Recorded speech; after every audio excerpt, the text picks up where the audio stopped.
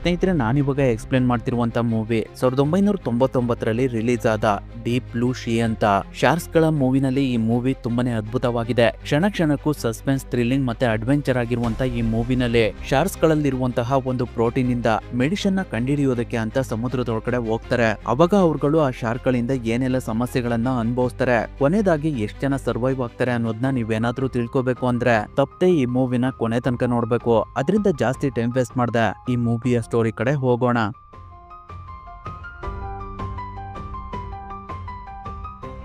ಕತೆ ಶುರುವಾದಾಗ ಎರಡು ಜೋಡಿ ಸಮುದ್ರದ ಮಧ್ಯೆ ಬೋಟ್ ನ ನಿಲ್ಲಿಸ್ಕೊಂಡು ಪಾರ್ಟಿ ಮಾಡ್ಕೊಂಡು ಎಂಜಾಯ್ ಮಾಡ್ತಾ ಇರ್ತಾರೆ. ಅವಾಗ ಇದ್ದಕ್ಕಿದ್ದ ಹಾಗೆ ಅವರ ಬೋಟ್ಗೆ ಏನೋ ಡ್ಯಾಶ್ ಹೊಡೆಯುತ್ತೆ. ಅದರಿಂದ ಅವ್ರುಗಳು ತುಂಬಾ ಗಾಬರಿಯಿಂದ ಏನಿರ್ಬಹುದು ಅಂತ ನೋಡ್ತಿರ್ಬೇಕಾದ್ರೆ ಒಂದು ಶಾರ್ಕ್ ಬೋಟ್ ನ ಪೀಸ್ ಮಾಡ್ಕೊಂಡು ಮೇಲ್ಗಡೆ ಬರುತ್ತೆ. ಅವಾಗ ಎಲ್ರು ಭಯದಿಂದ ನೀರ್ ಒಳಗಡೆ ಬಿದ್ದೋಗ್ತಾರೆ. ಅವ್ರಗಳಿಗೆ ಮತ್ತೆ ಬೋಟ್ ಮೇಲ್ಗಡೆ ಬರೋದಕ್ಕೆ ಆಗ್ತಾ ಇರೋದಿಲ್ಲ.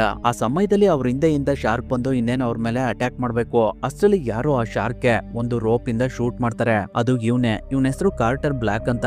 ಈ ಮೂವಿಯ ಹೀರೋ ಇವನೇ. ಅಲ್ಲಿಗೆ ಆ ಸೀನ್ ಕಟ್ ಆಗಿ ನಮ್ಗೆ ಡಾಕ್ಟರ್ ಸುಸನ್ನ ತೋರಿಸ್ತಾರೆ. ಅವಳು ಶಾರ್ಕ್ ಗಳಿಂದ ಅಲ್ಝೈಮರ್ ಅನ್ನೋ ಒಂದು ರೋಗಕ್ಕೆ ಔಷಧಿನ ಕಂಡುಹಿಡಿಯೋದಕ್ಕೆ ತುಂಬಾ ದಿನಗಳಿಂದ ಒಂದು ಸಂಶೋಧನೆ ಮಾಡ್ತಿರ್ತಾಳೆ. ಆದ್ರೆ ಕೆಲಸ ತುಂಬಾ ಡಿಲೇ ಆಗಿರೋದ್ರಿಂದ ಮಿಸ್ಟರ್ ಫ್ರಾಂಕ್ಲಿನ್ ಅವಳನ್ನ ಕರೆದು ನಮ್ಗೆ ಬೇರೆ ದೇಶಗಳಿಂದ ತುಂಬಾ ಪ್ರೆಷರ್ ಬರ್ತಿದೆ, ಆದಷ್ಟು ಬೇಗ ಅಲ್ಝೈಮರ್ ರೋಗಕ್ಕೆ ಔಷಧಿನ ಕಂಡುಹಿಡಿರಿ ಅಂತ.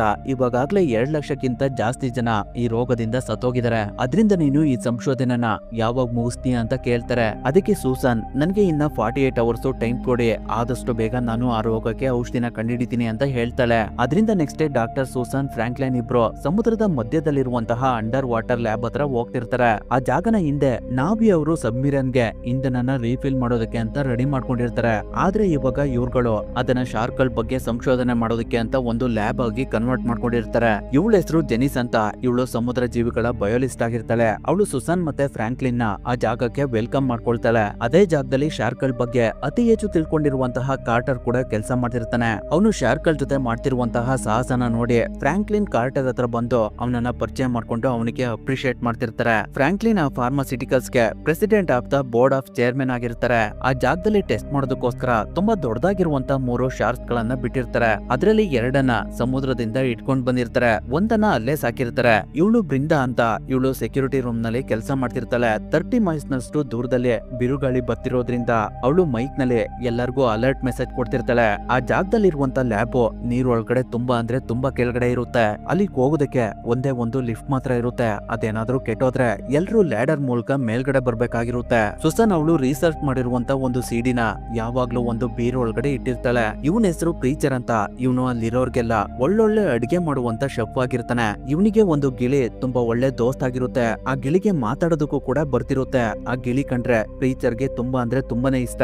ಈಗಿರ್ಬೇಕಾದ್ರೆ ಶಾರ್ಕ್ ಗಳಿಗೆ ಆಹಾರ ಕೊಡುವಂತ ಸಮಯ ಬಂದ್ಬಿಡುತ್ತೆ. ಅದರಿಂದ ಕಾರ್ಟರ್ ಸಮುದ್ರದೊಳಗಡೆ ಹೋಗಿ ಶಾರ್ಕ್ ಗಳು ಆಹಾರಗಳನ್ನ ತಿಂತವ ಇಲ್ವಾ ಅಂತ ನೋಡ್ತಿರ್ತಾನೆ. ಆ ಸಮಯದಲ್ಲಿ ದೈತ್ಯಕಾರದ ಶಾರ್ಕ್ ಗಳಿಗೆ ಆಹಾರವಾಗಿ ಅವುಗಳಿಗಿಂತ ಚಿಕ್ಕದಾಗಿರುವಂತಹ ಒಂದು ಶಾರ್ಕ್ ನ ಅದ್ರೊಳಗಡೆ ಬಿಡ್ತಾರೆ. ಅವಾಗ ಅದರಿಂದ 2 ದೈತ್ಯಕಾರವಾಗಿರುವಂತ ಶಾರ್ಕ್ಸ್ ಗಳು ಬಂದು ಕಾರ್ಟರ್ ಮುಂದೆನೆ ಚಿಕ್ಕದಾಗಿರುವಂತ ಶಾರ್ಕ್ಸ್ ನ ತಿಂದಾಕ್ಬಿಡ್ತವೆ. ನಂತರ ಅವತ್ ರಾತ್ರಿ ಸೂಸನ್ ನ ಬರ್ತ್ಡೇ ಇರೋದ್ರಿಂದ ಅಲ್ಲಿರೋರೆಲ್ಲ ಪಾರ್ಟಿ ಮಾಡ್ಕೊಂಡು ತುಂಬಾ ಎಂಜಾಯ್ ಮಾಡ್ತಿರ್ತಾರೆ. ಆ ಸಮಯದಲ್ಲಿ ಸೆಕ್ಯೂರಿಟಿ ರೂಮ್ ನಲ್ಲಿ ಸಮುದ್ರದಲ್ಲಿ ತುಂಬಾ ಜೋರಾದ ಬಿರುಗಾಳಿ ಬರುವಂತ ಸಾಧ್ಯತೆ ಇದೆ. ಅದರಿಂದ ಎಲ್ರು ಆದಷ್ಟು ಬೇಗ ಸಮುದ್ರನ ಬಿಟ್ಟು ಸುರಕ್ಷಿತವಾದ ಜಾಗಕ್ಕೆ ಹೋಗಿ ಅಂತ ಬರ್ದಿರುತ್ತೆ. ಅದೇ ರಾತ್ರಿ ಸೂಸನ್ ಅವಳ ಸಂಶೋಧನೆಗೋಸ್ಕರ ಶಾರ್ಕ್ ಇಂದ ಶಾಂಪಲ್ ತಗೊಳ್ಬೇಕು ಅಂತ ಡಿಸೈಡ್ ಮಾಡಿ ಎಲ್ರು ಲ್ಯಾಬ್ ಒಳಗಡೆ ಬರ್ತಾರೆ. ಕಾರ್ಟರ್ ಶಾರ್ಕ್ಗೆ ನಿದ್ದೆ ಬರುವಂತ ಇಂಜೆಕ್ಷನ್ ನ ಶೂಟ್ ಮಾಡಿ ಅದನ್ನ ಮೇಲ್ಗಡೆ ತರೋದಕ್ಕೆ ಅಂತ ಸಮುದ್ರದ ಒಳಗಡೆ ಹೋಗಿರ್ತಾನೆ. ಆ ಸಮಯದಲ್ಲಿ ಅವನ ಹತ್ರ 2 ಶಾರ್ಕ್ ಗಳು ಬಂದು ಅವನ ಮೇಲೆ ಅಟ್ಯಾಕ್ ಮಾಡೋದಕ್ಕೆ ಟ್ರೈ ಮಾಡ್ತಿರ್ತವೆ. ಅವುಗಳಿಗೆ ಕಾರ್ಟರ್ ಇನ್ನೇನು ಇಂಜೆಕ್ಷನ್ ನ ಶೂಟ್ ಮಾಡಬೇಕು. ಅಷ್ಟರಲ್ಲಿ ಅವುಗಳು ಅಲ್ಲಿಂದ ಹೋಗ್ಬಿಡ್ತವೆ. ಅದಾದ್ಮೇಲೆ ಸ್ವಲ್ಪ ಸಮಯದ ನಂತರ ಆ ಶಾರ್ಕ್ಸ್ ಗಳು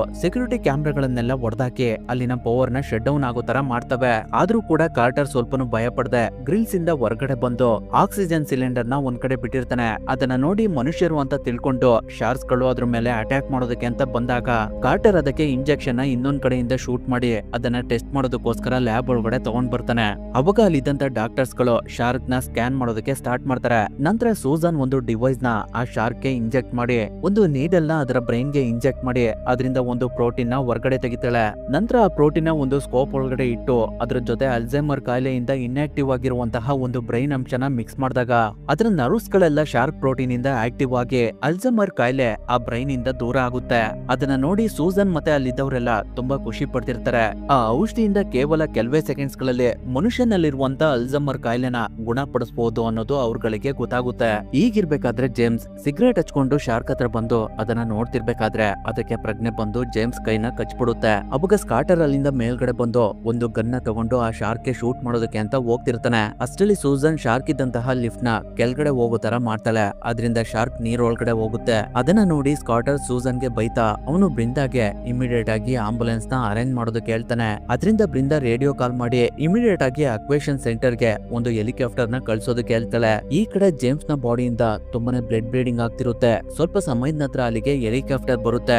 ಎಲ್ರು ಜೇಮ್ಸ್ ನ ಲಿಫ್ಟ್ ಮೂಲಕ ಲ್ಯಾಬ್ ಇಂದ ಮೇಲ್ಗಡೆ ಕರ್ಕೊಂಡು ಬಂದು ಹೆಲಿಕಾಪ್ಟರ್ ಹತ್ರ ಹೋಗೋದಕ್ಕೆ ನೋಡಿದ್ರೆ ಹೊರಗಡೆ ತುಂಬಾ ಜೋರಾದ ಬಿರುಗಾಳಿ ಇರೋದ್ರಿಂದ ಸಮುದ್ರದ ಅಲೆಗಳು ತುಂಬಾ ಜೋರಾಗಿ ಅಕ್ವೇಷನ್ ಸೆಂಟರ್ ಗೆ ಹೊಡಿತಾ ಇರ್ತವೆ. ಆದ್ರೂ ಕೂಡ ಅವ್ರುಗಳು ಹೇಗೋ ಮಾಡಿ ಜೇಮ್ಸ್ ನ ಹೆಲಿಕಾಪ್ಟರ್ ಹತ್ರ ಕರ್ಕೊಂಡು ಬಂದು ಸ್ಟ್ರಕ್ಚರ್ ನ ಹೆಲಿಕಾಪ್ಟರ್ ಉಕ್ಕಿಗೆ ಲಾಕ್ ಮಾಡಿ ಜೇಮ್ಸ್ ನ ಮೇಲ್ಗಡೆ ಕಳಿಸಿ ಎಲ್ರು ತುಂಬಾ ಕಷ್ಟಪಟ್ಟು ಸಮುದ್ರದ ಅಲೆಗಳ ಮಧ್ಯೆನೆ ವಾಪಸ್ ಅಕ್ವೇಷನ್ ಸೆಂಟರ್ ಒಳಗಡೆ ಬರ್ತಾರೆ. ಆದ್ರೆ ಈ ಕಡೆ ಜೇಮ್ಸ್ ಇರುವಂತ ಸ್ಟ್ರಕ್ಚರ್ ಹೆಲಿಕಾಪ್ಟರ್ ಒಳಗಡೆ ಹೋಗೋಷ್ಟರಲ್ಲಿ ರೋಪ್ ನ ಮೇಲ್ಗಡೆ ಎಳ್ಕೊಳ್ತಿದ್ದಂತ ಮಿಷಿನ್ ಆಫ್ ಆಗಿ ಮತ್ತೆ ಅದು ಕೆಳಗಡೆ ಬಿದೋಗ್ಬಿಡುತ್ತೆ. ಅವಾಗ ಜೇಮ್ಸ್ ಶಾರ್ಕ್ ಗಳಿರುವಂತಹ ಜಾಗದೊಳಗಡೆ ಬಿದೋಗ್ತಾನೆ. ಈ ಕಡೆ ಎಲ್ರು ಲ್ಯಾಬ್ ಒಳಗಡೆ ಬಂದು ಹೊರಗಡೆ ಏನಾಗ್ತಿದೆ ಅನ್ನೋದನ್ನ ತಿಳ್ಕೊಳ್ಳೋದಕ್ಕೆ ಕಂಪ್ಯೂಟರ್ಸ್ ಗಳನ್ನ ಆನ್ ಮಾಡ್ತಿರ್ತಾರೆ.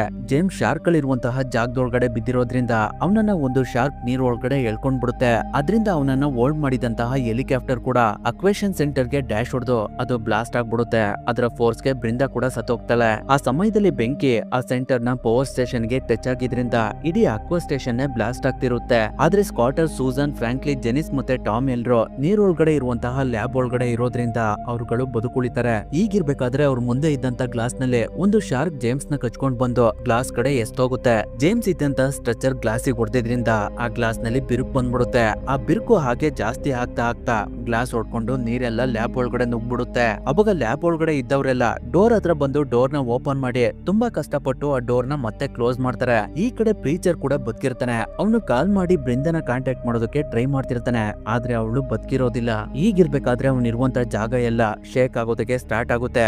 ಹಾಗೆ ಆ ಜಾಗಕ್ಕೆ ಸ್ವಲ್ಪ ಸ್ವಲ್ಪನೇ ನೀರ್ ಬರ್ತಿರುತ್ತೆ. ಈ ಕಡೆ ಸ್ಕಾಟರ್ ಡ್ರಾಯಿಂಗ್ ನ ನೋಡಿ ಅವ್ರುಗಳು ಅಲ್ಲಿಂದ ಹೊರಗಡೆ ಹೇಗ್ ಹೋಗ್ಬಹುದು ಅನ್ನೋದನ್ನ ಚೆಕ್ ಮಾಡ್ತಿರ್ತಾನೆ. ಇನ್ನೊಂದ್ ಕಡೆ ಪ್ರೀಚರ್ ಕ್ಯಾಂಟೀನ್ ಇಂದ ಹೊರಗಡೆ ಬರ್ತಿರ್ಬೇಕಾದ್ರೆ ಅವನ್ ಜೊತೆ ಇದ್ದಂತ ಗಿಳಿ ಎದ್ರುಕೊಂಡು ಅಲ್ಲಿಂದ ಹಾರೋಗ್ಬಿಡುತ್ತೆ. ಯಾಕಂದ್ರೆ ಆ ಜಾಗಕ್ಕೆ ತುಂಬಾ ಫೋರ್ಸ್ ಆಗಿ ನೀರ್ ಹರಿದ್ ಬರ್ತಿರುತ್ತೆ. ಅದರ ಫೋರ್ಸ್ ಗೆ ಪ್ರೀಚರ್ ಕೂಡ ಕೊಚ್ಕೊಂಡು ಹೋಗ್ತಿರ್ತಾನೆ. ಈ ಕಡೆ ಸ್ಕಾಟರ್ ಟೀಮ್ ಇರುವಂತಹ ಜಾಗದಲ್ಲೂ ಕೂಡ ಬೋಲ್ಟ್ ಗಳೆಲ್ಲ ಹಾಸ್ಕೊಂಡು ನೀರು ಒಳಗಡೆ ನುಗ್ತಿರುತ್ತೆ. ಅದರಿಂದ ಅವ್ರುಗಳು ಅಲ್ಲಿಂದ ಓಡೋಗಿ ಡೋರ್ ನ ಓಪನ್ ಮಾಡ್ತಿರ್ತಾರೆ. ಇನ್ನೇನ್ ಆ ಜಾಗದಲ್ಲೆಲ್ಲ ನೀರ್ ತುಂಬಿಕೊಳ್ಬೇಕು ಅಷ್ಟಲ್ಲೇ ಅವ್ರುಗಳು ಆ ಡೋರ್ ಇಂದ ಹೊರಗಡೆ ಬಂದು ಆ ಡೋರ್ ನ ಕ್ಲೋಸ್ ಮಾಡ್ತಾರೆ. ಅದೇ ಸಮಯಕ್ಕೆ ಒಂದು ಶಾರ್ಕ್ ಅಕ್ವೇಷನ್ ಸೆಂಟರ್ ಒಳಗಡೆ ಹೋಗ್ತಿರುತ್ತೆ. ಇನ್ನೊಂದ್ ಕಡೆ ಪ್ರೀಚರ್ ನೀರ್ ಒಳಗಡೆ ಗಿಳಿ ಮರಿನ ಹುಡುಕ್ತಾ ಇರ್ತಾನೆ. ಅವಾಗ ಅವನ ಹಿಂದೆಯಿಂದ ಒಂದು ಶಾರ್ಕ್ ಬಂದು ಅವನ ಮೇಲೆ ಅಟ್ಯಾಕ್ ಮಾಡೋದಕ್ಕೆ ಅಂತ ಹೋಗ್ತಿರುತ್ತೆ. ಅದನ್ನ ಪ್ರೀಚರ್ ನೋಡಿ ಅದರಿಂದ ಬಚಾವ್ ಆಗೋದಕ್ಕೆ ಅವನು ಕಿಚನ್ ರೂಮ್ ಒಳಗಡೆ ಬಂದು ಒಂದ್ ಕಡೆ ಬಚ್ಚಿಟ್ಕೊಳ್ತಾನೆ.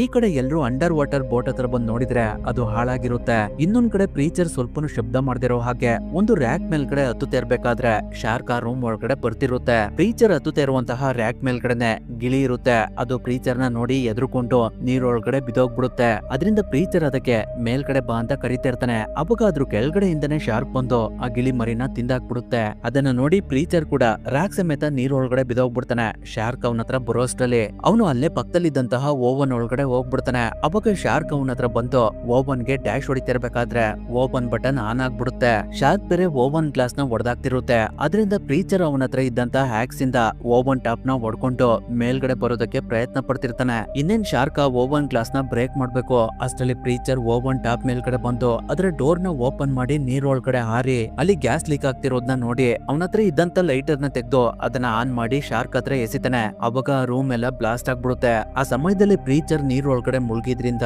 ಅವನಿಗೆ ಏನು ಆಗೋದಿಲ್ಲ.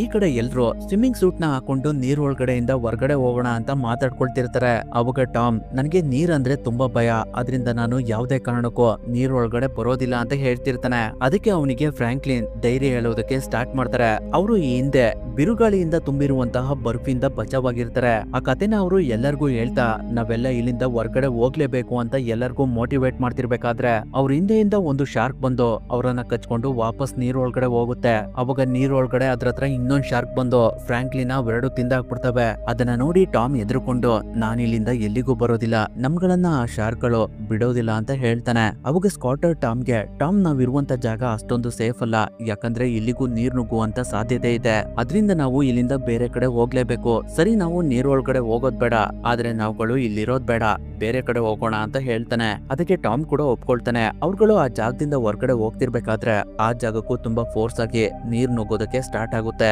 ಅದರಿಂದ ಎಲ್ರು ಅಲ್ಲಿಂದ ಹೊರಗಡೆ ಬಂದು ಬೇಗ ಡೋರ್ ನ ಕ್ಲೋಸ್ ಮಾಡಿ ಲಿಫ್ಟ್ ಮೂವ್ಮೆಂಟ್ ಆಗುವಂತ ಜಾಗದಿಂದ ಲ್ಯಾಡರ್ ನ ಸಹಾಯದಿಂದ ಮೇಲ್ಗಡೆ ಹತ್ತುತ್ತಾ ಇರ್ತಾರೆ. ಆದ್ರೆ ಅಷ್ಟರಲ್ಲಿ ಶಾರ್ಕು ಅವ್ರು ಇರುವಂತ ಜಾಗದ ಹತ್ರ ಬಂದು ಡೋರ್ ನ ಓಪನ್ ಮಾಡೋದಕ್ಕೆ ಡೋರ್ಗೆ ಡ್ಯಾಶ್ ಹೊಡಿತಾ ಇರುತ್ತೆ. ಆ ಸೌಂಡು ಎಲ್ಲರಿಗೂ ಕೇಳಿಸುತ್ತೆ. ಅದರಿಂದ ಅವ್ರುಗಳು ಆದಷ್ಟು ಬೇಗ ನಾವು ಇಲ್ಲಿಂದ ಮೇಲ್ಗಡೆ ಹೋಗೋಣ ಅಂತ ಹೇಳಿ ಬೇಗ ಮೇಲ್ಗಡೆ ಹೋಗ್ತಿರ್ತಾರೆ. ಅಷ್ಟರಲ್ಲಿ ಶಾರ್ಕ್ ಡೋರ್ ನ ಓಪನ್ ಮಾಡ್ಕೊಂಡು ಒಳಗಡೆ ಬಂದ್ಬಿಡುತ್ತೆ. ಡೋರ್ ಓಪನ್ ಆಗಿದ್ರಿಂದ ಮತ್ತೆ ಆ ಜಾಗಕ್ಕೆ ನೀರ್ ನುಗ್ಗೋದಕ್ಕೆ ಸ್ಟಾರ್ಟ್ ಆಗುತ್ತೆ. ಅವಾಗ ಸ್ಕಾಟ್ ಆ ನೀರ್ನೆಲ್ಲ ಬೇರೆ ಕಡೆ ಹೋಗೋ ತರ ಮಾಡೋಣ ಅಂತ ಡಿಸೈಡ್ ಮಾಡಿ ಅಲ್ಲೇ ಪಕ್ಕದಲ್ಲಿದ್ದಂತಹ ಡೋರ್ ಹತ್ರ ಹೋಗಿ ಆ ಡೋರ್ ನ ಓಪನ್ ಮಾಡ್ತಿರ್ತಾನೆ. ತುಂಬಾ ಕಷ್ಟಪಟ್ಟು ಹೇಗೋ ಮಾಡಿ ಸ್ಕಾಟ್ ಆ ಡೋರ್ ನ ಓಪನ್ ಮಾಡ್ತಾನೆ. ಆದ್ರೆ ಅದ್ರೊಳಗಡೆ ಇದ್ದಂತಹ ನೀರು ತುಂಬಾ ಫೋರ್ಸ್ ಆಗಿ ಹೊರಗಡೆ ಬಂದಿದ್ರಿಂದ ಸ್ಕಾಟರ್ ನೀರ್ನಲ್ಲಿ ಕೊಚ್ಕೊಂಡು ಶಾರ್ಕ್ ಇದ್ದಂತಹ ಜಾಗದಲ್ಲಿ ಬಿದ್ದೋಗ್ತಾನೆ. ಅವಾಗ ಅವನು ಶಾರ್ಕ್ ಅವನ ಹತ್ರ ಬರೋಷ್ಟರಲ್ಲಿ ಲ್ಯಾಡರ್ ನ ಇಟ್ಕೊಂಡು ಮೇಲ್ಗಡೆ ಬಂದ್ಬಿಡ್ತಾನೆ. ಅಷ್ಟರಲ್ಲಿ ಲ್ಯಾಡರ್ ನ ಫಿಕ್ಸ್ ಮಾಡಿದಂತಹ ಬೋಲ್ಟ್ ಗಳೆಲ್ಲ ಹಸ್ಕೊಂಡು ಲ್ಯಾಡರ್ ಎಲ್ಲರ ಸಮೇತ ಕೆಳಗಡೆ ಬಂದು ಮುಂದ್ಗಡೆ ಇದ್ದಂತಹ ಗೋಡೆಗೆ ಸಿಗಾಕೊಬಿಡುತ್ತೆ. ಅವಾಗ ಜೆನಿಸ್ ಮಿಸ್ ಆಗಿ ನೀರ್ ಒಳಗಡೆ ಬಿದ್ದೋಗ್ತಾಳೆ. ಸ್ಕಾಟರ್ ಲ್ಯಾಡರ್ ನ ಸೆಂಟರ್ ಬಂದು ಜೆನಿಸ್ ನ ಮೇಲ್ಗಡೆ ಕರ್ಕೊಳ್ಳೋದಕ್ಕೆ ಟ್ರೈ ಮಾಡ್ತಿರ್ಬೇಕಾದ್ರೆ ಶಾರ್ಕ್ ಅವಳನ್ನ ನೀರ್ ಒಳಗಡೆ ಎಳ್ಕೊಂಡ್ ಬಿಡುತ್ತೆ. ಮತ್ತೆ ಏನಾದ್ರೂ ಅವಳು ಮೇಲ್ಗಡೆ ಬರ್ಬೋದು ಅಂತ ಎಲ್ರು ನೋಡ್ತಿರ್ಬೇಕಾದ್ರೆ ಶಾರ್ಕ್ ಅವಳನ್ನ ಕಚ್ಕೊಂಡು ಮೇಲ್ಗಡೆ ಬಂದು ಮತ್ತೆ ನೀರೊಳಗಡೆ ಹೋಗ್ಬಿಡುತ್ತೆ. ಅದರಿಂದ ಜೆನಿಸ್ ಕೂಡ ಸತ್ತೋಗ್ತಾಳೆ. ಈಗಿರ್ಬೇಕಾದ್ರೆ ಅವ್ರುಗಳು ಅಲ್ಲಿಂದ ಹೊರ್ಗಡೆ ಹೋಗೋದು ಹೇಗೆ ಅಂತ ಯೋಚನೆ ಮಾಡ್ತಿರ್ಬೇಕಾದ್ರೆ ಅವ್ರ ಮೇಲ್ಗಡೆ ಇದ್ದಂತ ಡೋರ್ ನ ಯಾರೋ ಗುದ್ದುತ್ತಾ ಇರ್ತಾರೆ. ಆ ಸೌಂಡ್ ನ ಕೇಳಿಸ್ಕೊಂಡು ಎಲ್ರು ಶಾರ್ಕ್ ಆ ಡೋರ್ ನ ಓಪನ್ ಮಾಡೋದಕ್ಕೆ ಟ್ರೈ ಮಾಡ್ತಿರ್ಬೋದು ಅಂತ ಯೋಚನೆ ಮಾಡ್ತಿರ್ಬೇಕಾದ್ರೆ ಆ ಡೋರ್ ನ ಓಪನ್ ಮಾಡ್ಕೊಂಡು ಪ್ರೀಚರ್ ಹೊರ್ಗಡೆ ಬರ್ತಾನೆ. ಅವನನ್ನ ನೋಡಿ ಎಲ್ಲರಿಗೂ ತುಂಬಾ ಖುಷಿ ಆಗುತ್ತೆ. ಅವನು ಬಟ್ಟೆಗಳನ್ನ ಕಟ್ಟಿ ಕೆಳಗಡೆ ಬಿಟ್ಟು ಎಲ್ಲರನ್ನೂ ಮೇಲ್ಗಡೆ ಕರ್ಕೋತಾನೆ. ನಂತರ ಸ್ಕಾಟರ್ ಒಂದ್ ಕಡೆ ಕೂತ್ಕೊಂಡು ಸ್ವಲ್ಪ ಯೋಚನೆ ಮಾಡಿ ನಾವು ಸರ್ಫೇಸ್ ನಿಂದ 60 ಫೀಟ್ ದೂರದಲ್ಲಿ ಇದೀವಿ, ನಾವೇನಾದ್ರೂ ಅಲ್ಲಿಗೆ ಹೋದ್ರೆ ಅಲ್ಲಿ ಒಂದು ಎಮರ್ಜೆನ್ಸಿ ಡೋರ್ ಸಿಗುತ್ತೆ ಅಂತ ಹೇಳ್ತಾನೆ. ಅವಾಗ ಟಾಮ್ ಆ ಜಾಗದಲ್ಲಿ ಒಂದು ಪಂಪ್ ಇದೆ, ಅದನ್ನ ನಾವು ಆನ್ ಮಾಡಿದ್ರೆ ನೀರೆಲ್ಲ ಇಲ್ಲಿಂದ ಹೊರಗಡೆ ಹೋಗುತ್ತೆ ಅಂತ ಹೇಳ್ತಾನೆ. ಅದನ್ನ ಕೇಳಿ ಸ್ಕಾಟರ್ ಆ ಪಂಪ್ ನ ಆನ್ ಮಾಡೋದಕ್ಕೆ ಒಪ್ಕೊಳ್ತಾನೆ. ಅದರಿಂದ ಸ್ಕಾಟರ್ ಮತ್ತೆ ಟಾಮ್ ಇಬ್ರು ಸರ್ಫೇಸ್ ಲೆವೆಲ್ ನಲ್ಲಿರುವಂತಹ ಪಂಪ್ ಹತ್ರ ಹೋಗ್ತಿರ್ತಾರೆ. ಈ ಕಡೆ ಸೂಸನ್ ನಾನು ನನ್ನ ಆಫೀಸ್ ರೂಮ್ ಒಳಗಡೆ ಹೋಗಿ ನಾನು ರಿಸರ್ಚ್ ಮಾಡಿರುವಂತಹ ಸಿಡಿನ ತಗೊಂಡ್ ಬರ್ತೀನಿ ಅಂತ ಪ್ರೀಚರ್ಗೆ ಹೇಳಿ ಅವಳು ಕೂಡ ಅಲ್ಲಿಂದ ಹೋಗ್ತಿರ್ತಾಳೆ. ಸ್ಕಾಟರ್ ಮತ್ತೆ ಟಾಮ್ ಇಬ್ರು ಪಂಪ್ ಹತ್ರ ಹೋಗ್ತಿರ್ಬೇಕಾದ್ರೆ ಅವರಿಂದನೇ ಶಾರ್ಕ್ ಹೋಗ್ತಿರುತ್ತೆ. ಅವ್ರಿಬ್ರು ಪಂಪ್ ಪ್ಯಾನಲ್ ಹತ್ರ ಬಂದು ಅದನ್ನ ಆನ್ ಮಾಡ್ತಿರ್ಬೇಕಾದ್ರೆ ಟಾಮ್ ಹಿಂದೆಯಿಂದ ಒಂದು ಶಾರ್ಕ್ ಬಂದು ಅವನನ್ನ ಕಚ್ಕೊಂಡು ಹೋಗಿ ತಿಂದಾಕ್ಬಿಡುತ್ತೆ. ಆ ಸಮಯದಲ್ಲಿ ಸ್ಕಾಟರ್ ಆ ಜಾಗದಿಂದ ಬೇರೆ ಕಡೆ ಹೋಗ್ತಿರ್ತಾನೆ. ಇನ್ನೇನ್ ಶಾರ್ಕ್ ಅವನ ಹತ್ರ ಬಂದು ಅವನ ಮೇಲೆ ಅಟ್ಯಾಕ್ ಮಾಡ್ಬೇಕು. ಅಷ್ಟರಲ್ಲಿ ಅವನ್ ಪಕ್ಕದಲ್ಲಿದ್ದಂತಹ ಡೋರ್ ನ ಓಪನ್ ಮಾಡಿ ಅಲ್ಲಿಂದ ಹೊರಗಡೆ ಬಂದ್ಬಿಡ್ತಾನೆ. ಈ ಕಡೆ ಸೂಸನ್ ನಿಧಾನವಾಗಿ ಅವಳ ಆಫೀಸ್ ರೂಮ್ ಒಳಗಡೆ ಹೋಗ್ತಿರ್ತಾಳೆ. ಸ್ಕಾಟರ್ ಈ ಕಡೆ ತುಂಬಾ ಕಷ್ಟಪಟ್ಟು ಪ್ರೀಚರ್ ಇರುವಂತ ಜಾಗದ ಹತ್ರ ಬರ್ತಾನೆ. ಆದ್ರೆ ಅವನು ಸೂಸನ್ ಅವಳ ಆಫೀಸ್ ರೂಮ್ ಒಳಗಡೆ ಹೋಗಿರೋದನ್ನ ಕೇಳಿ ಅವಳನ್ನ ಕರ್ಕೊಂಡ್ ಬರೋದಕ್ಕೆ ಅಂತ ಹೋಗ್ತಿರ್ತಾನೆ. ಅವನ ಹಿಂದೆ ಪ್ರೀಚರ್ ಕೂಡ ಹೋಗ್ತಾನೆ. ಇನ್ನೊಂದ್ ಕಡೆ ಸೂಸನ್ ಅವಳ ಆಫೀಸ್ ರೂಮ್ ಒಳಗಡೆ ಬಂದು ಬೀರ್ ನ ಓಪನ್ ಮಾಡಿ ಸಿಡಿನ ತಗೊಳ್ತಿರ್ಬೇಕಾದ್ರೆ ಅವಳ ಹಿಂದೆಯಿಂದ ಶಾರ್ಕ್ ಬಂದ್ಬಿಡುತ್ತೆ. ಅದರಿಂದ ಅವಳು ತುಂಬಾ ಭಯ ಪಡ್ಕೊಂಡು ಒಂದು ಟೇಬಲ್ ಮೇಲ್ಗಡೆ ಹೋಗಿ ನಿಂತ್ಕೊಳ್ತಾಳೆ. ಅವಾಗ ಅವಳು ಇಟ್ಕೊಂಡಿದ್ದಂತ ಸಿಡಿ ನೀರ್ ಒಳಗಡೆ ಬಿದೋಗ್ಬಿಡುತ್ತೆ. ಅದನ್ನ ತಗೊಳೋದಕ್ಕೆ ಅಂತ ಅವಳು ಟ್ರೈ ಮಾಡ್ತಿರ್ಬೇಕಾದ್ರೆ ಶಾರ್ಕ್ ಅವಳನ್ನ ಅಟ್ಯಾಕ್ ಮಾಡೋದಕ್ಕೆ ಅಂತ ಅವಳ ಹತ್ರನೇ ಬಂದ್ಬಿಡುತ್ತೆ. ಅವಾಗ ಸೂಸನ್ ಒಂದು ಪ್ಲಾನ್ ಮಾಡಿ ಅವಳ ಬಟ್ಟೆನ ತೆಗೆದು ಕೆಳಗಡೆ ಇಟ್ಟು ಅದ್ರ ಮೇಲೆ ಅವಳು ನಿಂತ್ಕೊಂಡು ಅಲ್ಲೇ ಪಕ್ಕದಲ್ಲಿದ್ದಂತಹ ಎಲೆಕ್ಟ್ರಿಕ್ ವೈರ್ ನ ಕಿತ್ಕೊಂಡು ಸರಿಯಾಗಿ ಶಾರ್ಕ್ ಬಾಯ್ ಒಳಗಡೆ ಇಟ್ಬಿಡ್ತಾಳೆ. ಅದರಿಂದ ನೀರ್ ಒಳಗಡೆ ಎಲ್ಲ ಎಲೆಕ್ಟ್ರಿಕ್ ಪವರ್ ಸ್ಪ್ರೆಡ್ ಆಗಿ ಆ ಪವರ್ ಗೆ ಶಾರ್ಕ್ ಸತ್ತೋಗುತ್ತೆ. ಆ ಸಮಯದಲ್ಲಿ ಅವಳು ರಿಸರ್ಚ್ ಮಾಡಿದಂತಹ ಸಿಡಿ ಎಲ್ಲ ಹಾಳಾಗಿರುತ್ತೆ. ಈ ಕಡೆ ಸ್ಕಾಟರ್ ಮತ್ತೆ ಪ್ರೀಚರ್ ಇಬ್ರು ಸೂಸನ್ ನ ಹುಡ್ಕೊಂಡ್ ಬರ್ತಿರ್ಬೇಕಾದ್ರೆ ಅವ್ರ ಹತ್ರ ಸೂಸನ್ ಬರ್ತಾಳೆ. ಅವನನ್ನ ನೋಡಿ ಪ್ರೀಚರ್ ನಾವು ಇಲ್ಲಿರೋದು ಅಷ್ಟೊಂದು ಸೇಫ್ ಅಲ್ಲ, ಅದರಿಂದ ನಾವು ಆದಷ್ಟು ಬೇಗ ಇಲ್ಲಿಂದ ಬೇರೆ ಕಡೆ ಹೋಗೋಣ ಅಂತ ಹೇಳ್ತಾನೆ. ಅದರಿಂದ ಅವ್ರುಗಳೆಲ್ಲ ರೂಮ್ ಒಳಗಡೆ ಬಂದು ವಾಟರ್ ನ ಆನ್ ಮಾಡಿ ಆ ರೂಮ್ ಒಳಗಡೆ ಎಲ್ಲ ನೀರ್ ತುಂಬಿಕೊಂಡಾಗ ಆ ನೀರ್ನಲ್ಲಿ ತೇಲ್ಕೊಂಡು ಅವ್ರ ಮೇಲ್ಗಡೆ ಇದ್ದಂತಹ ಎಮರ್ಜೆನ್ಸಿ ಡೋರ್ ನ ಓಪನ್ ಮಾಡ್ಕೊಂಡು ಅಲ್ಲಿಂದ ಹೊರಗಡೆ ಬರ್ತಾರೆ. ಅವ್ರುಗಳು ಮೇಲ್ಗಡೆ ಬರ್ತಿರ್ಬೇಕಾದ್ರೆ ಒಂದು ಆಕ್ಸಿಜನ್ ಸಿಲಿಂಡರ್ ನ ಓಪನ್ ಮಾಡಿ ಅವ್ರ ಪಕ್ಕನೆ ಇಟ್ಕೊಂಡಿರ್ತಾರೆ. ಯಾಕಂದ್ರೆ ಅದರ ಬಬಲ್ಸ್ ನ ನೋಡಿ ಶಾರ್ಕ್ ಗಳು ಅವ್ರ ಹತ್ರ ಬರೋದಿಲ್ಲ ಅಂತ. ಆದ್ರೂ ಒಂದು ಶಾರ್ಕ್ ಅವ್ರ ಹತ್ರ ಬಂದು ಅವ್ರ ಸುತ್ತ ಇದ್ದಂತಹ ಬಬಲ್ಸ್ ಗಳನ್ನ ನೋಡಿ ಅಲ್ಲಿಂದ ಹೋಗ್ಬಿಡುತ್ತೆ. ಅವಾಗ ಎಲ್ರು ಬೇಗ ಆಕ್ಸಿಜನ್ ಖಾಲಿ ಆಗೋಷ್ಟರಲ್ಲಿ ಮೇಲ್ಗಡೆ ಬಂದ್ಬಿಡ್ತಾರೆ. ಆದ್ರೆ ಅವರ ದುರದೃಷ್ಟಕ್ಕೆ ಅವ್ರುಗಳು ಮೇಲ್ಗಡೆ ಬಂದ್ ಕೂಡ್ಲೆ ಪ್ರೀಚರ್ ನ ಒಂದು ಶಾರ್ಕ್ ಕಚ್ಕೊಂಡು ಎಳ್ಕೊಂಡು ಹೋಗ್ತಿರುತ್ತೆ. ಅವಾಗ ಅವನು ಹಾಕೊಂಡಿರುವಂತ ಡಾಲರ್ ನ ತೆಗೆದು ಶಾರ್ಕ್ ಕಣ್ಣಿಗೆ ಚುಚ್ಬಿಡ್ತಾನೆ. ಅದರಿಂದ ಆ ಶಾರ್ಕ್ ಪ್ರೀಚರ್ ನ ಬಿಟ್ಬಿಡುತ್ತೆ. ಅವಾಗ ಅವನು ಮೇಲ್ಗಡೆ ಬರ್ತಾನೆ. ಅವನನ್ನ ನೋಡಿ ಸ್ಕಾಟರ್ ಅವನ ಹತ್ರ ಹೋಗಿ ಅವನನ್ನ ತಡಕ್ ಕರ್ಕೊಂಡ್ ಬರ್ತಾನೆ. ಹಾಗಾಗಿ ಪ್ರೀಚರ್ ಬದುಕ್ತಾನೆ. ಅವ್ನ ಕಾಲಿಗೆ ಮಾತ್ರ ತುಂಬಾ ಇಂಜುರಿ ಆಗಿರುತ್ತೆ. ನಂತರ ಸ್ಕಾಟರ್ ಮತ್ತೆ ಸೂಸನ್ ಇಬ್ರು ಸೇರ್ಕೊಂಡು ನಾವು ಈ ಶಾರ್ಕ್ ಗಳನ್ನ ಸಾಯಿಸ್ಲೇಬೇಕು ಅಂತ ಡಿಸೈಡ್ ಮಾಡಿ ಒಂದು ಬ್ಯಾಟ್ರಿನ ತಗೊಂಡು ಒಂದು ಹ್ಯಾರೋನ ಬಾಂಬ್ ತರ ರೆಡಿ ಮಾಡಿ ಅದಕ್ಕೆ ಒಂದು ರೋಪ್ ನ ಫಿಕ್ಸ್ ಮಾಡಿ ಸ್ಕಾಟರ್ ಸೂಸನ್ಗೆ ನಾನು ಈ ಹ್ಯಾರೋನ ಶಾರ್ಕಿಗೆ ಶೂಟ್ ಮಾಡ್ತೀನಿ, ಅವಾಗ ನೀನು ಈ ವೈರ್ ನ ಬ್ಯಾಟ್ರಿಗೆ ಟಚ್ ಮಾಡು, ಇದರಿಂದ ಪವರ್ ಪಾಸ್ ಆಗಿ ಬಾಂಬ್ ಬ್ಲಾಸ್ಟ್ ಆಗುತ್ತೆ, ಅವಾಗ ಶಾರ್ಕ್ ಸತ್ತೋಗುತ್ತೆ ಅಂತ ಹೇಳಿ ಸ್ಕಾಟರ್ ಹ್ಯಾರೋನ ಶಾರ್ಕ್ ಗೆ ಶೂಟ್ ಮಾಡೋದಕ್ಕೋಸ್ಕರ ಕಾಯ್ತಾ ಇರ್ತಾನೆ. ಆದ್ರೆ ಆ ಸಮಯದಲ್ಲಿ ಆ ಶಾರ್ಕ್ ಹೊರಗಡೆ ಹೋಗೋದಕ್ಕೆ ಟ್ರೈ ಮಾಡ್ತಿರುತ್ತೆ. ಅದನ್ನ ನೋಡಿ ಸೂಸನ್ ಆ ಶಾರ್ಕ್ ಹೊರಗಡೆ ಹೋಗ್ದಿರೋ ಹಾಗೆ ಅವಳ ಕೈನ ಕಟ್ ಮಾಡ್ಕೊಂಡು ನೀರ್ ಒಳಗಡೆ ಹಾರ್ತಾಳೆ. ಅವಳ ಕೈಲಿ ಬ್ಲಡ್ ಬ್ಲೀಡಿಂಗ್ ಆಗ್ತಿರೋದ್ರಿಂದ ಶಾರ್ಕ್ ಅವಳ ಕಡೆನೆ ಬರ್ತಿರುತ್ತೆ. ಅದನ್ನ ನೋಡಿ ಸ್ಕಾಟರ್ ಕೂಡ ಸೂಸನ್ ನ ಸೇವ್ ಮಾಡೋದಕ್ಕೋಸ್ಕರ ನೀರ್ ಒಳಗಡೆ ಹಾರ್ತಾನೆ. ಆದ್ರೆ ಅವನು ಸೂಸನ್ ಹತ್ರ ಬರೋಷ್ಟರಲ್ಲಿ ಶಾರ್ಕ್ ಅವಳನ್ನ ಕಚ್ಕೊಂಡು ತಿಂದಾಕ್ಬಿಡುತ್ತೆ. ಆಮೇಲೆ ಅದು ಸ್ಕಾಟರ್ ಕಡೆನೆ ಬರ್ತಿರುತ್ತೆ. ಆದ್ರೆ ಸ್ಕಾಟರ್ಗೆ ಶಾರ್ಕ್ ಬಗ್ಗೆ ಸ್ವಲ್ಪ ಅನುಭವ ಇರೋದ್ರಿಂದ ಅವನು ಅದ್ರ ಬಾಯಿಂದ ಬಚಾವಾಗಿ ಅದ್ರ ಮೇಲ್ಗಡೆ ಇರುವಂತ ರೆಕ್ಕೆನ ಇಟ್ಕೊಂಡು ಅದ್ರ ಜೊತೆನೆ ಹೋಗ್ತಿರ್ತಾನೆ. ಅಷ್ಟರಲ್ಲಿ ಪ್ರೀಚರ್ ಮೇಲ್ಗಡೆ ಎದ್ದು ಆರೋನ ಇಟ್ಕೊಂಡು ಶಾರ್ಕ್ ಗೆ ಶೂಟ್ ಮಾಡೋದಕ್ಕೆ ಅಂತ ಕಾಯ್ತಾ ಇರ್ತಾನೆ. ಅದರಿಂದ ಶಾರ್ಕ್ ಮೇಲ್ಗಡೆ ಬಂದ್ ಕೂಡ್ಲೆ ಅವನು ಹ್ಯಾರೋನ ಶೂಟ್ ಮಾಡ್ತಾನೆ. ಆದ್ರೆ ಆ ಹ್ಯಾರೋ ಹೋಗಿ ಶಾರ್ಕ್ ಜೊತೆ ಸ್ಕಾಟರ್ ಕಾಲಿಗೂ ಚುಚ್ಕೋಬಿಡುತ್ತೆ. ಅವನಿಗೆ ಅದನ್ನ ಬಿಡಿಸ್ಕೊಳ್ಳೋದಕ್ಕೆ ಆಗ್ತಾ ಇರೋದಿಲ್ಲ. ಈ ಕಡೆ ರೋಪ್ ಬೇರೆ ಖಾಲಿ ಆಗ್ತಿರುತ್ತೆ. ಅಷ್ಟರಲ್ಲಿ ಸ್ಕಾಟರ್ ಹ್ಯಾರೋನ ಅವನ್ ಕಾಲಿಂದ ಬಿಡಿಸ್ಕೊಂಡು ಮೇಲ್ಗಡೆ ಬರ್ತಾನೆ. ಅದೇ ಸಮಯಕ್ಕೆ ಪ್ರೀಚರ್ ಕೂಡ ರೋಪ್ ನ ಬ್ಯಾಟ್ರಿಗೆ ಟಚ್ ಮಾಡ್ಬಿಡ್ತಾನೆ. ಅದರಿಂದ ಹ್ಯಾರೋದಲ್ಲಿದ್ದಂತಹ ಬಾಂಬ್ ಬ್ಲಾಸ್ಟ್ ಆಗಿ ಶಾರ್ಕ್ ಸತ್ತೋಗುತ್ತೆ. ಪ್ರೀಚರ್ ಆ ಶಾರ್ಕ್ ಜೊತೆ ಸ್ಕಾಟರ್ ಕೂಡ ಸತ್ತೋಗಿರ್ಬೇಕು ಅಂತ ಅನ್ಕೊಳ್ತಿರ್ಬೇಕಾದ್ರೆ ಅವನು ನೀರಿಂದ ಮೇಲ್ಗಡೆ ಬರ್ತಾನೆ. ಅವನನ್ನ ನೋಡಿ ಪ್ರೀಚರ್ಗೆ ತುಂಬಾ ಖುಷಿ ಆಗುತ್ತೆ. ನಂತರ ಸ್ಕಾಟರ್ ಸ್ವಿಮ್ಮಿಂಗ್ ಮಾಡ್ಕೊಂಡು ದಡಕ್ ಬರ್ತಾನೆ. ಅಷ್ಟರಲ್ಲಿ ಅವರನ್ನ ರೆಸ್ಕ್ಯೂ ಮಾಡೋದಕ್ಕೆ ಅಲ್ಲಿಗೆ ಒಂದು ಬೋಟ್ ಬರ್ತಿರುತ್ತೆ. ಅಲ್ಲಿಗೆ ಈ ಮೂವಿ ಎಂಡ್ ಆಗುತ್ತೆ.